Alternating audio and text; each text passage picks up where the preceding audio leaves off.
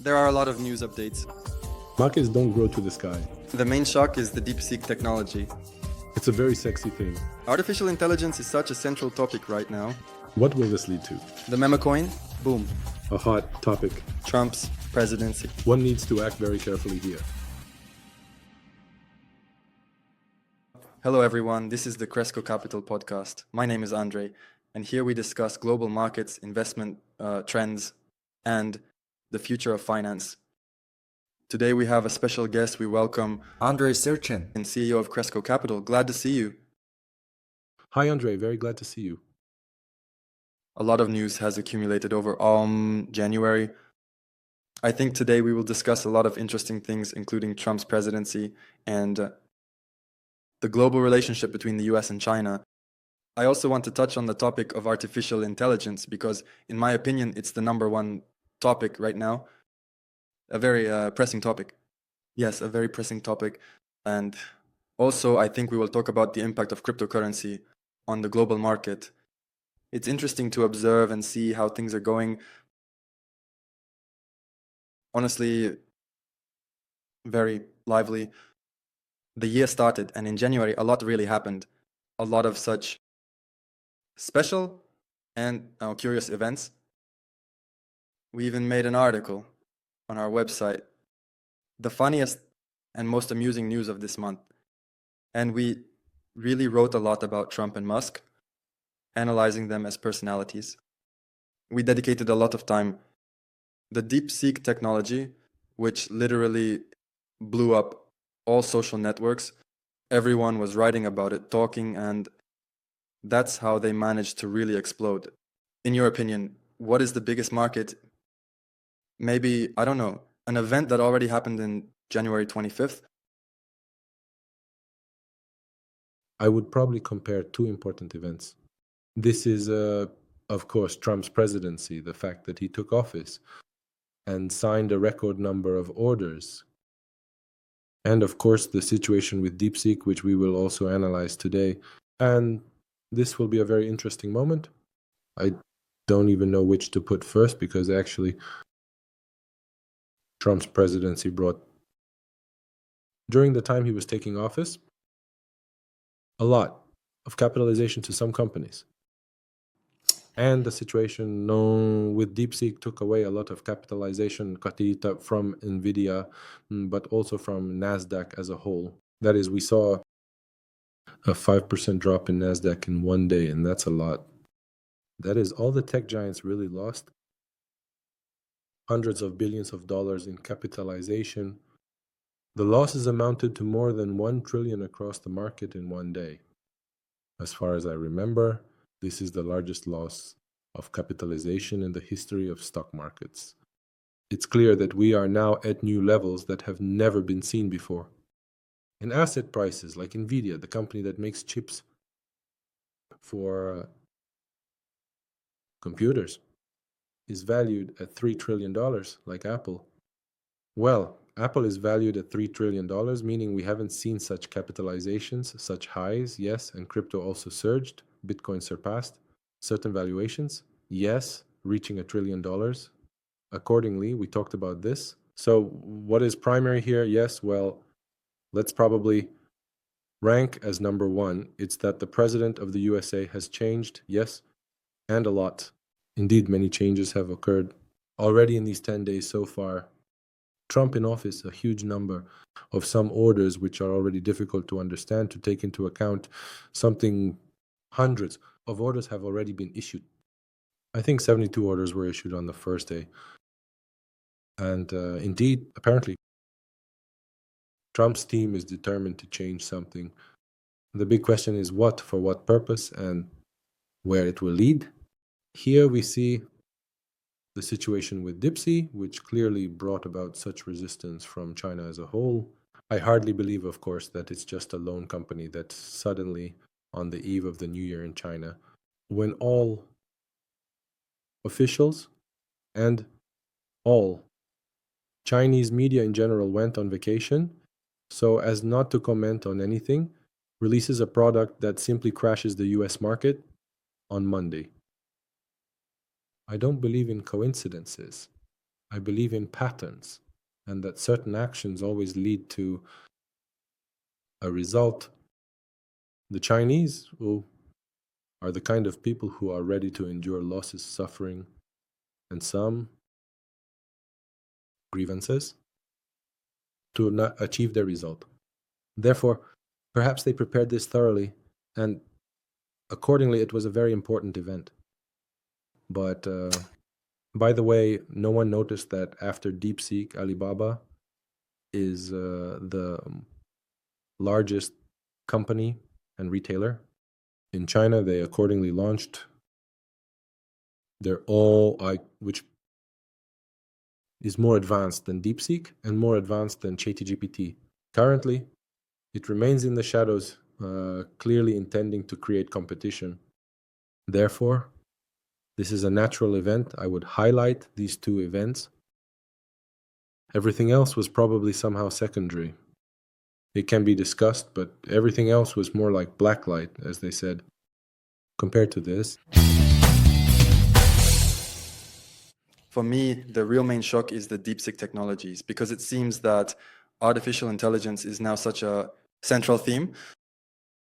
And technologies from China, in your opinion, is this a threat to the US dominance in this field of technology? Well, let's analyze. Yes, what's really happening? That is clearly the Americans. Their policy has always been, and it was to vacuum up all the brains from around the world. They have built a supply chain of personnel to the US from all over the world. Yes, we know that. The states are very consistent in this regard. Yes, and their work programmers, engineers, and scientists from all over the world, as well as artists and performers from all over the world. Absolutely. That is from Russia, from China, from India, from Africa, from Europe. A huge number of people. Accordingly, they have created a system that allows them to be attractive to these people by offering them opportunities, resources, money. Accordingly, the whole world. In this regard, of course, the rest of the world loses to the US, not having this initial advantage. What do I think the Chinese wanted to show in the DeepSeek episode? That despite the fact that objectively China has issues with primary ideas, with the creation of primary ideas, that is, the Chinese are still strong in developing ideas. I wouldn't say it's copying or stealing or anything like that. They see an idea, see a product on the market, and create something similar that is really cheaper, that might actually be better, that truly leads to certain new technologies. Because the infrastructure in China, as everyone knows, is developing by leaps and bounds. And often developed countries don't have the kind of infrastructure that China is building in their own country. Therefore, the Chinese have shown everyone that even in high-tech products, they can be the best. And by creating an idea, Americans can quickly receive a counterbalance in the form of a similar product but stronger, which will be more integrated into the industry, the military industry, and into civilian sectors accordingly, and into internet technology. This is a very important aspect, actually, yes, because the classic West used to demonstrate its so-called superiority in the technological zone. To what extent? Well, yes, you can counterfeit bags there. And I don't know, shoes, but not high-tech products. The Chinese have shown that they can create cars, and we are now witnessing a boom in Chinese industry worldwide. And in terms of equipment, in terms of affordable solutions, and accordingly, now, everyone is already waiting for the Chinese to start producing airplanes. Their satellite program is very powerful, quite so. And accordingly, we have now seen that in the high-tech sector, in artificial intelligence, they are also ahead of the rest of the world. And here, Pavel Durov also spoke, saying that it's clear why this is happening. Yes, because they have a strong mathematical, engineering, and programming school. Yes, accordingly, following the examples of the Soviet Union, yes, they created a similar system, so to speak, a healthy competition, yes, which has produced a large number of mathematicians in China who win in all the Olympiads, chess tournaments, and so on. Accordingly, their engineers and Chinese are quite top-notch. Another point is that China has its own closed system, where they don't particularly let others in or do so, products globally for the whole world. They first make them for themselves as the consumption of 1.5 billion people is growing, and accordingly, their products don't often fit well into other systems. And only now have we seen how they started transforming machines, phones, computers, technology that began to be sold somewhere abroad. Initially, they always made products for their own market. This is accordingly their difference from the Western model, which, on the contrary, the local market usually serves to test the model, while the whole world, so to speak, is the global target. That is, both European giants and American ones, accordingly, have the opposite model. The local market is usually not the main one, but naturally more of a testing ground where they trial products, and accordingly they already popularize them worldwide, investing large sums in marketing, consulting, which the Chinese do not do. That is to say, at this stage, this is the main, so to speak, Chinese trait that distinguishes China from the Western world. But overall, we saw that indeed there was a sort of slap on the wrist made like, guys, get ready. We know how to do it like this. To wrap up our topic with artificial intelligence, I want to ask a question. In your opinion, which industries can gain or have already gained the most benefit, the greatest profit from innovations based on artificial intelligence? I think right now, among the leaders, byte marketing. Yes. Accordingly, everything related to calculations and probably medicine.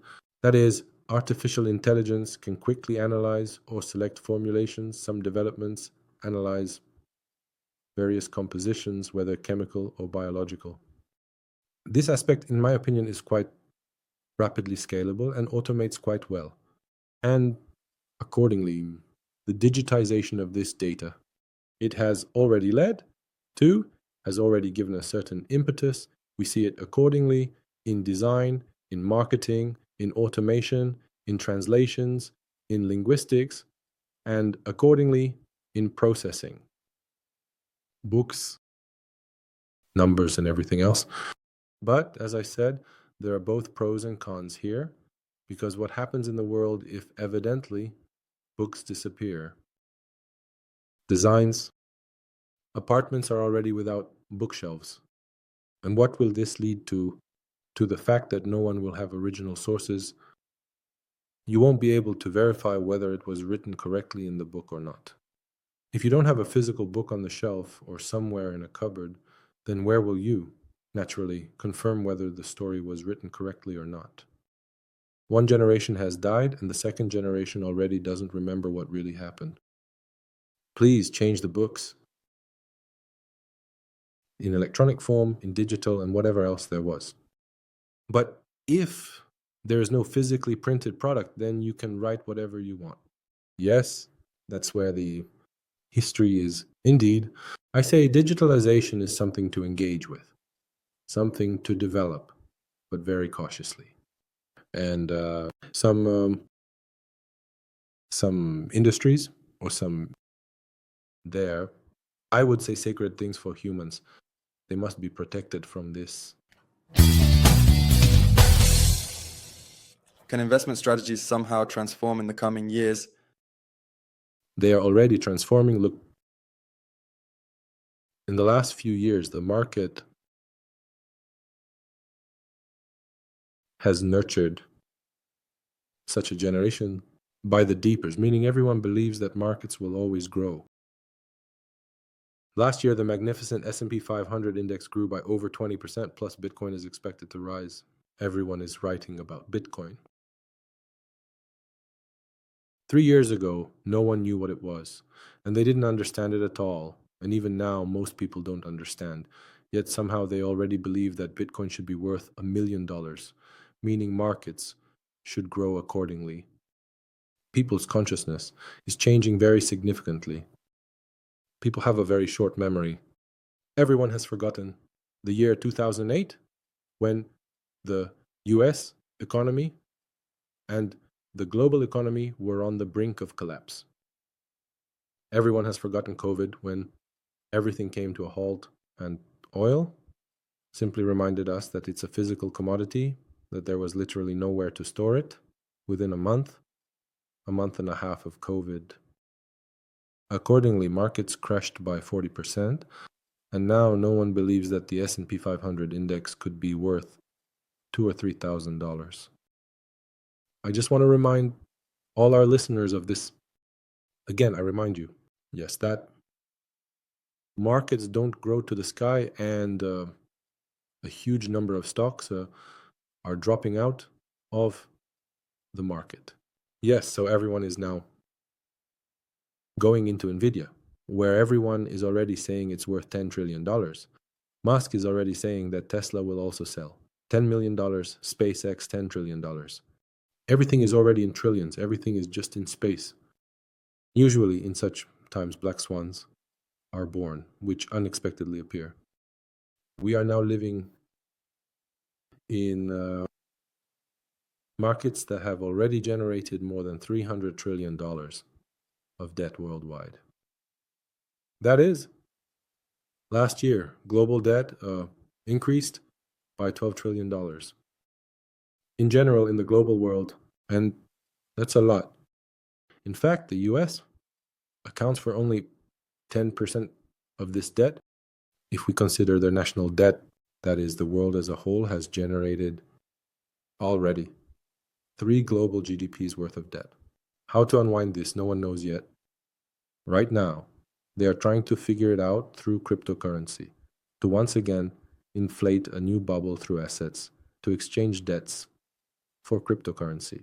There is such an idea in the States to do this, but whether they will succeed or not, it's unclear. It's clear that you put in 1 trillion and you might get, 50 or 100 trillion in capitalization of Bitcoin or any other memecoin, their dog coin or cat coin, it doesn't matter.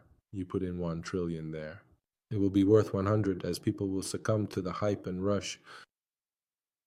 They're throwing money status, and then this can be replaced with some papers or convert their debts there, which they will buy for themselves and then distribute to everyone. And like in that fairy tale, yes, gold will turn into shards.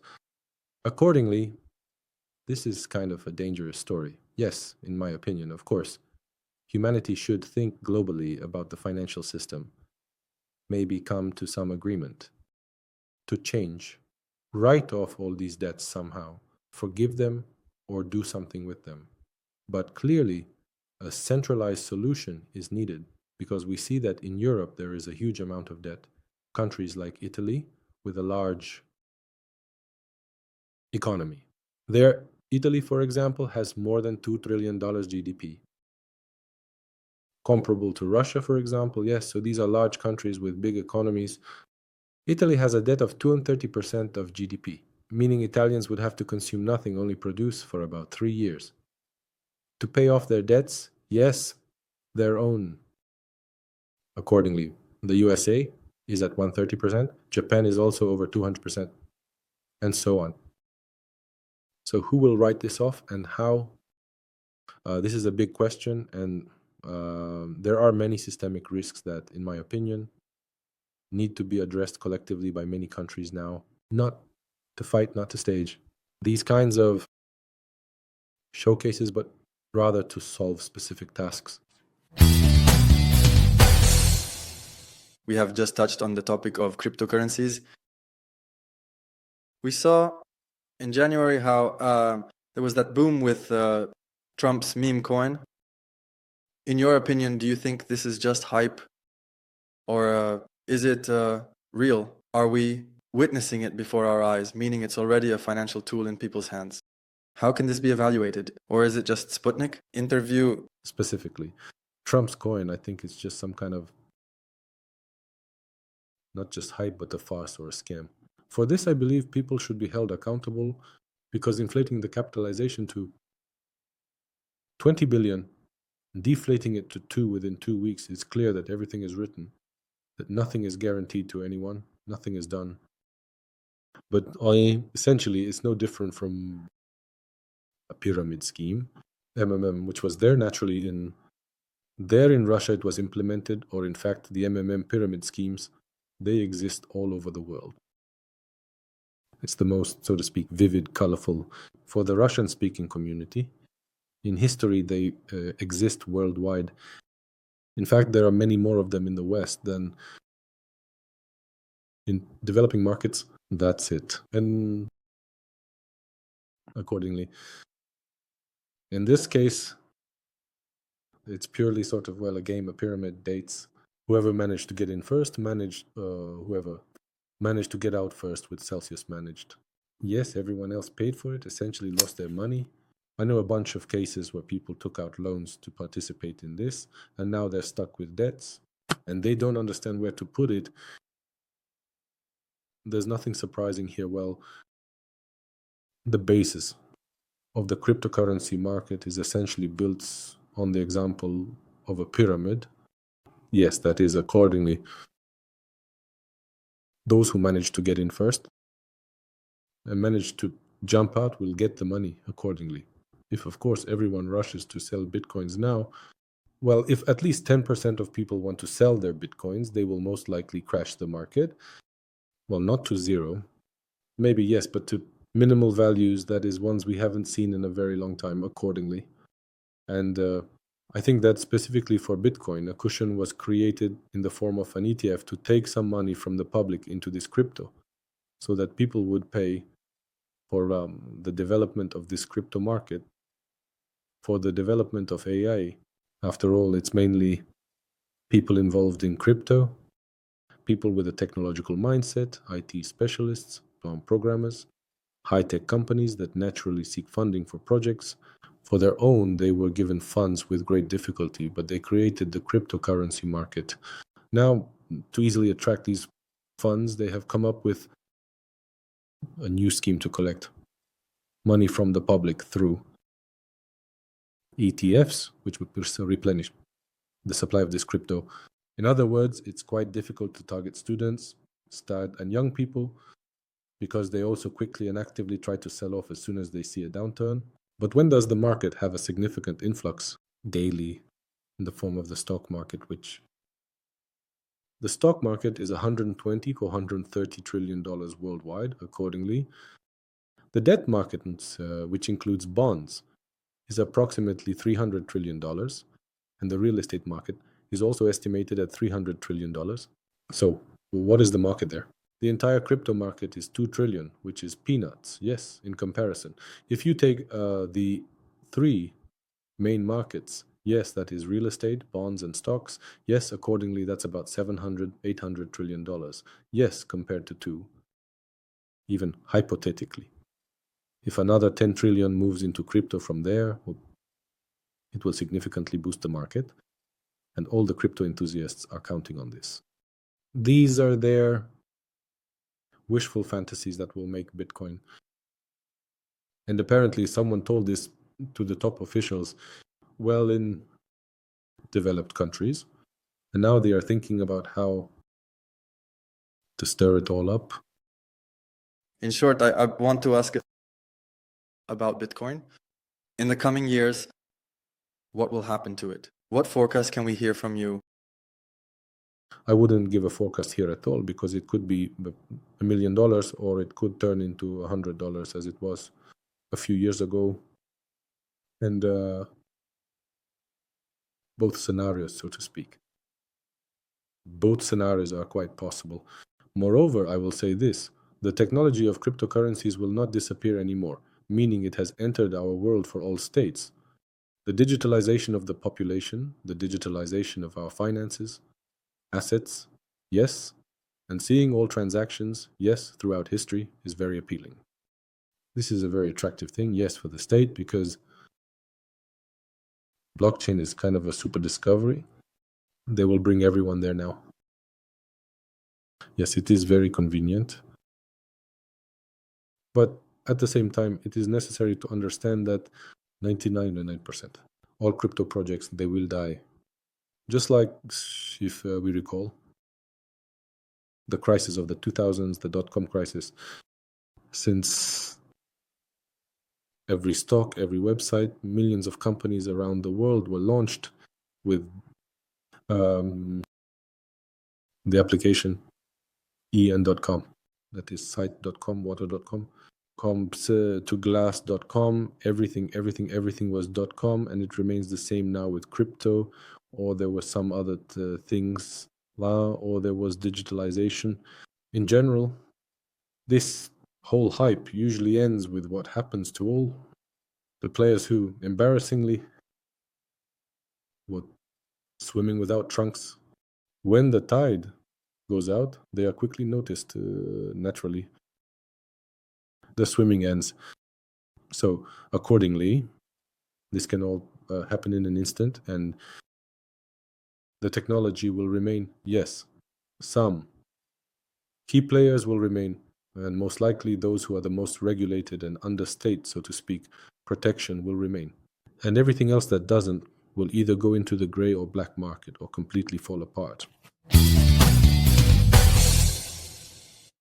In your opinion, in the foreseeable future, can we witness a digital revolution, that is the euro, the dollar in digital form, or is this essentially impossible? We already have 80% of money already digital. The catch is that they weren't on the blockchain. They weren't in this system, like the background. I think everything is moving in that direction. Many countries around the world are already transitioning to digital currency methods. Yes, many countries are saying they are cashless. Yes, meaning without cash. Even Dubai, where we are right now, today, yes, also announces that after some time it will become cashless, like Scandinavia. Try to pay with cash there in Norway. There, people are just amazed because they really don't use cash anymore. They practically don't see money, haven't seen it, yes, meaning it's practically nowhere to be found there anymore. Another point is that blockchain technology, yes, it will advance and eventually probably replace the current financial system, but the question is with which currencies.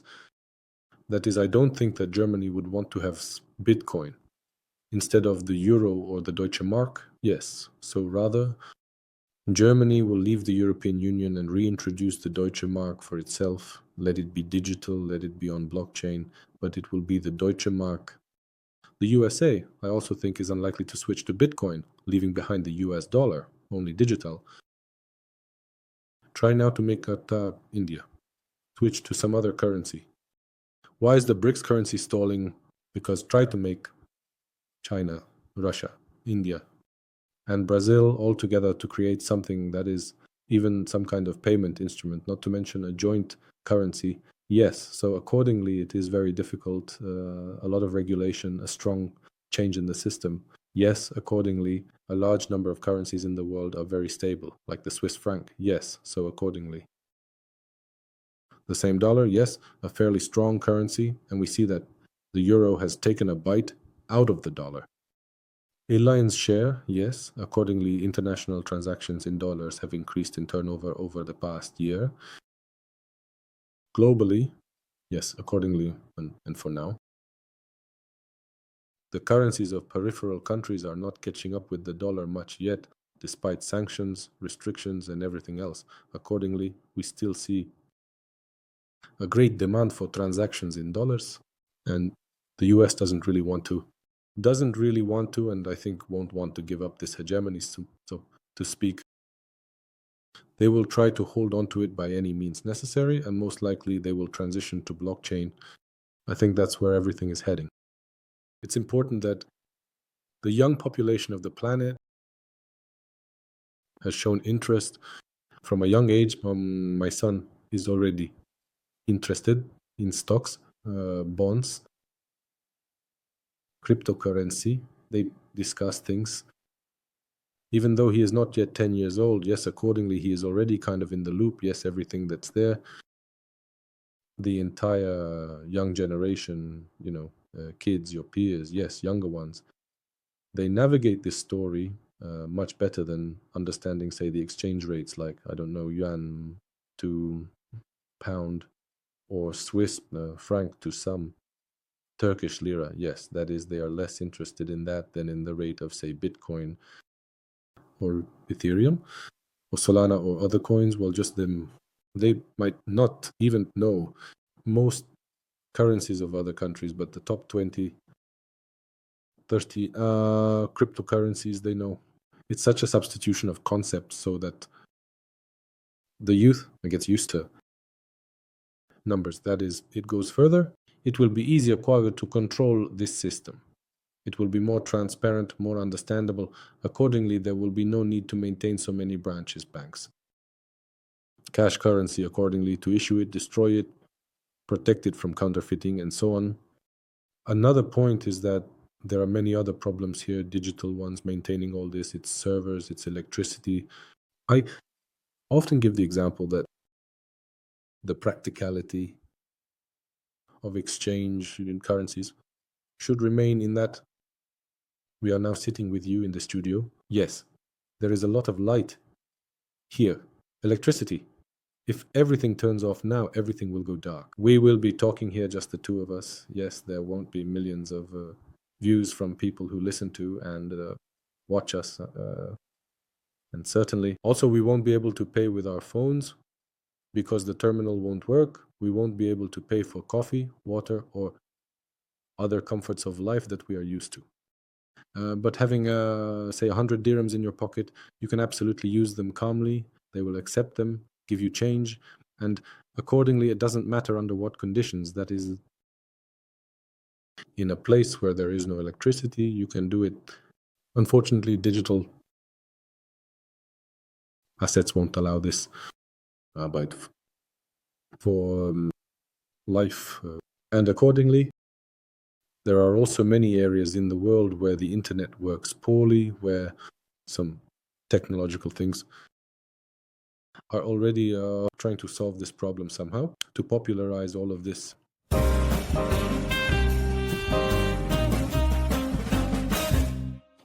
Friends, a small announcement. Andrey runs his own Telegram channel, and I will definitely leave a link in the description. You can subscribe. I think Andrey will be pleased, and daily news is posted there. You can definitely read about crypto, Trump, and some insights that Andrey shares on the channel. So I will definitely leave a link and make sure to subscribe.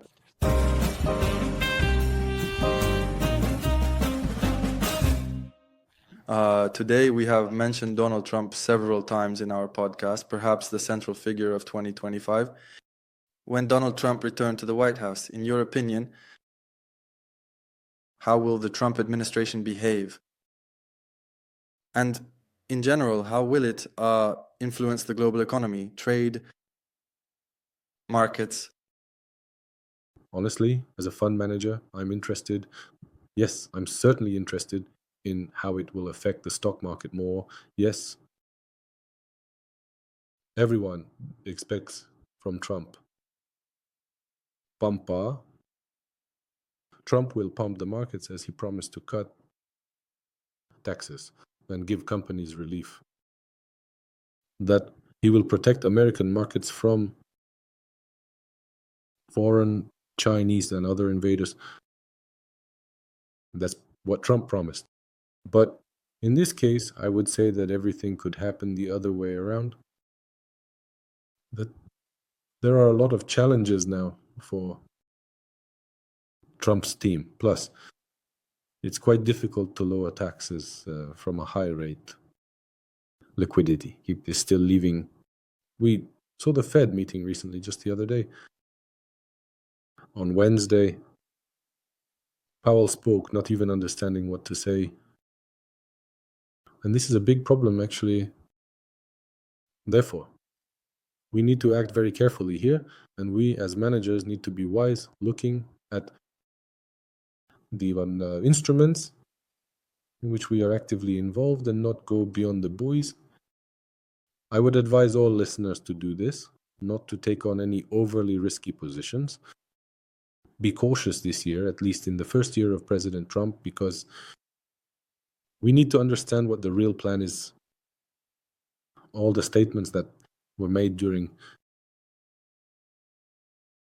the election campaign, they might end up not being fulfilled and moving, on the contrary, in the opposite direction. Therefore, it is possible to calmly see a deep correction. I would say that this year we will definitely see a very strong correction in the markets, and everyone needs to be prepared for it, including our viewers, because this is, in my opinion, the number one issue. And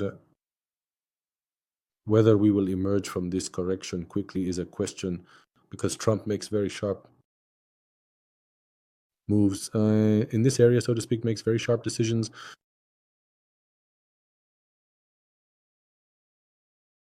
Yes, and issues sharp decrees that can lead to a collapse in certain markets. If, accordingly, some collapse is not bought out, but instead triggers, for example, a sale by robots. Yes, a lot of digital. Also trading in the market, sales by robots of certain instruments. And if the Federal Reserve and other central banks do not intervene in time, then this could become an irreversible situation. The US-China relations remain complicated. In your opinion, how will the dynamics develop in 2025?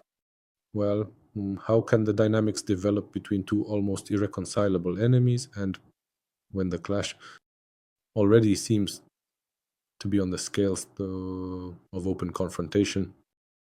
Two comparable economies in the world are fighting for a place in the sun, for who will be number one and who will yield in the struggle. I think that for the next 10 years, in general, we will see this confrontation. It doesn't matter who will be in charge, whether from that side everything will change, this confrontation will continue, and how it will end, who will win, who will be number one remains, well,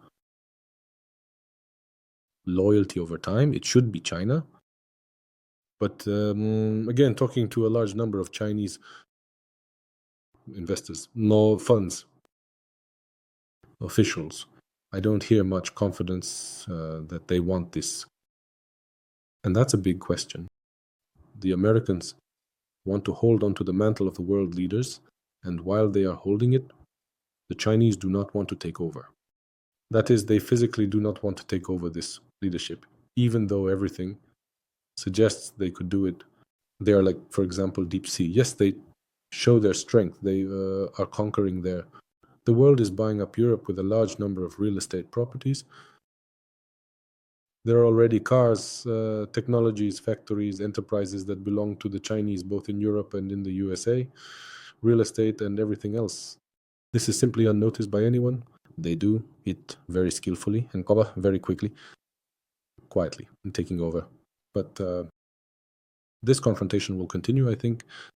I don't think it will lead to any irreparable event for now. I don't think it will be some kind of war. Yes, they will catch there. I think that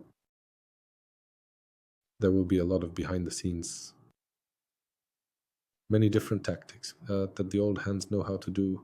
Well, naturally, who will win? Only time will tell here. I wouldn't bet on anyone, but clearly the next 10 years will be a major confrontation for a place under the sun. Who will have the greatest influence, Trump or Xi Jinping, on what? Overall on the world, on the economy, on certain decisions. Oh, here, I think that the decisions, in terms of weight from both sides, are mutually strong, but of course, Trump will act more actively. That is, he is in his first year of presidency. He has the task of initiating the processes he wants to be implemented. The question is how China will react to something and how aggressively they will do it. Time will tell. I think they can calmly lead to the fact that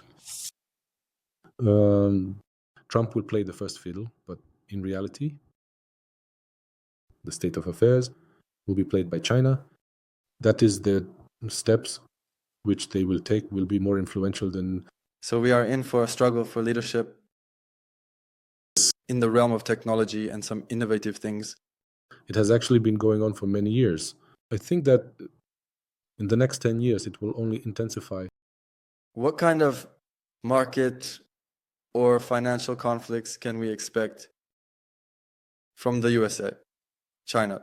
I mean, well, here you go. That is, the Americans withdrew all investments from China, collapsing the real estate market. In China, the stock market delisted American companies. Some kind of sabotage caused a collapse.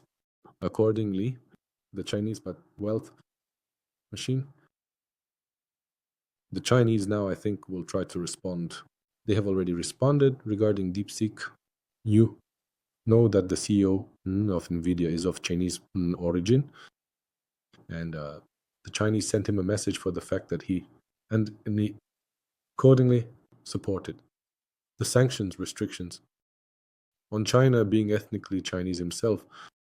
So accordingly, there could be many such stories, and they might just provoke a black swan event in the financial markets.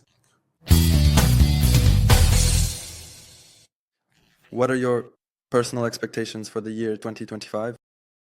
I think the year will be interesting, very volatile, and possibly we will end it on a good major note, but I think we need to be prepared for the fact that this year we will see a good correction in the market. What will be the most anticipated event of the year? What will for you? For me, it's the confrontation. China-USA. Super important, yes. So let's see what this crypto hype that launched there will lead to, which he is now trying to disown before slowly leaving. No, I wonder how the crypto market will react to this. Will it happen this spring? Is it worth the wait? The flight of altcoins will Bitcoin's dominance, shift to alts. If this doesn't happen by summer, then I think we will see a strong correction across the entire crypto market. Who will become the most influential person of 2025? If accordingly Powell doesn't leave, then of course Jerome Powell, because it will depend on him, whether there will be money in the global economy or not, whether the rate will decrease or not.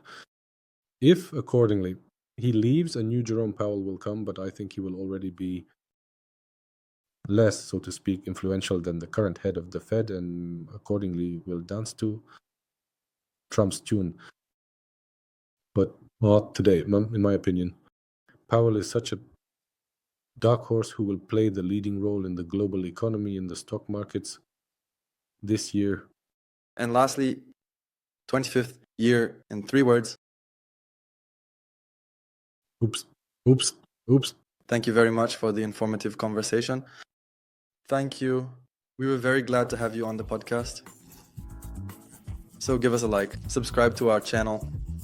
If you like something, didn't like something, or if you would like us to discuss something. In future episodes, be sure to write to us or leave comments, and also subscribe to our social media. We are on various platforms where we share different insights, discuss news, and create interactive content together. So follow Cresco Capital, and see you next time.